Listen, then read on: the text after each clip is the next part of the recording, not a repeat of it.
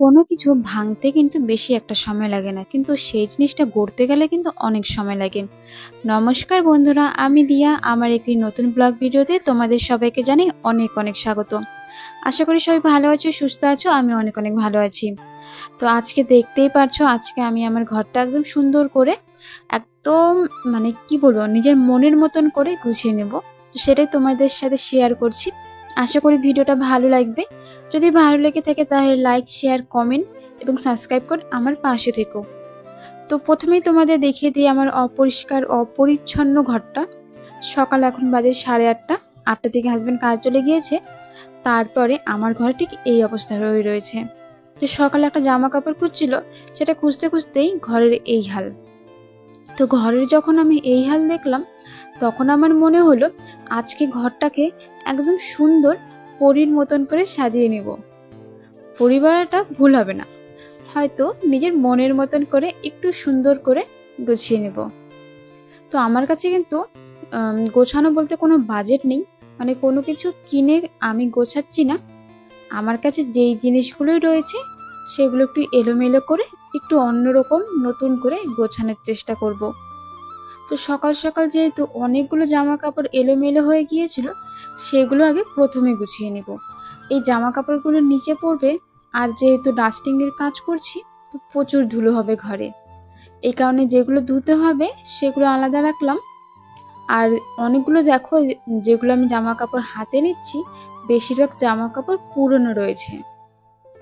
তো অনেকে এখানে দেখলে অবাক হবে, ফ্রিজের মধ্যে জামা কাপড় রাখছি কেন বলো তো? আমাদের ফ্রিজটা না খারাপ রয়েছে। এই খারাপ ফ্রিজে কোনো কিছু রাখা হয় না, তার জন্য যত পুরনো জামা কাপড় রয়েছে এই ফ্রিজেই রাখি। আমার যেহেতু শু ক্যাবিনেট নেই, তার জন্য জুতাগুলো রাখার তো একটা বন্দোবস্ত করতে হবে, তাই না? তাই নিজের মতন করেই একটা বন্দোবস্ত করে নিয়েছি। একটা কাগজ বা একটা শক্ত জিনিস নিয়েছি, তার উপরে এই যে ফল রাখে না ঝুড়িগুলো, সেই ঝুড়িটা দিয়ে ঢাকা দিয়ে দিলাম। তার উপর একটা সুন্দর কাপড় দেব। আগে একটা লাল কালারের ওড়না ছিল, সেটা জানো তো অনেক দিন হয়ে গিয়েছিল, দেখতে ভালো লাগছিল না। এই শাড়িটা যেহেতু রয়েছে, অর্ধেক কাপড় ছিল, তো ভাবলাম এটা দেখতে বেশ সুন্দর। এটা যদি এখানে রাখি, সম্পূর্ণ ঘরটা যেন অন্যরকমই হয়ে যাবে। যেরকম ভেবেছি একদম ঠিক তাই। সম্পূর্ণ ঘরটা যেন আজকে নতুন করে সেজে উঠলো আমার মনের মতন করে। একদম নিজের ঘরকে যদি একটু নিজের মনের মতন করে গুছিয়ে নেওয়া যায় না, এর থেকে আনন্দ হয়তো আর কোথাও পাওয়া যায় না। আর যেন এই কাজগুলো করার সময় যতটা পরিশ্রম হয়, কাজগুলো শেষে কিন্তু ততটাই মনটা ভালো হয়ে যায়। কারণ আমরা কিন্তু প্রত্যেকেই চাই নিজেদের ঘরকে পরিষ্কার পরিচ্ছন্ন, তার সাথে খুবই সুন্দর লাগুক। বাজেটের মধ্যে না পড়লেও বাজেটের ছাড়া যতটুকু পারি সেটুকুই করি। তো এদিকে দেখতে পারছো, এই ড্রেসিং টেবিলের সামনেটা অনেক ভরা হয়েছিল, তাই আজকে ভাবলাম একটু অন্যরকম করি। সামনের দিকে যে বড় বাক্স ছিল সেটা জুতোর বাক্সের উপরে রাখলাম। আর এই দিকে যে দেখতে পাচ্ছ একটা ভেসলিনের যে কৌটোগুলো হয় না, এটা আমি বাপের বাড়ি থেকে নিয়ে এসেছিলাম।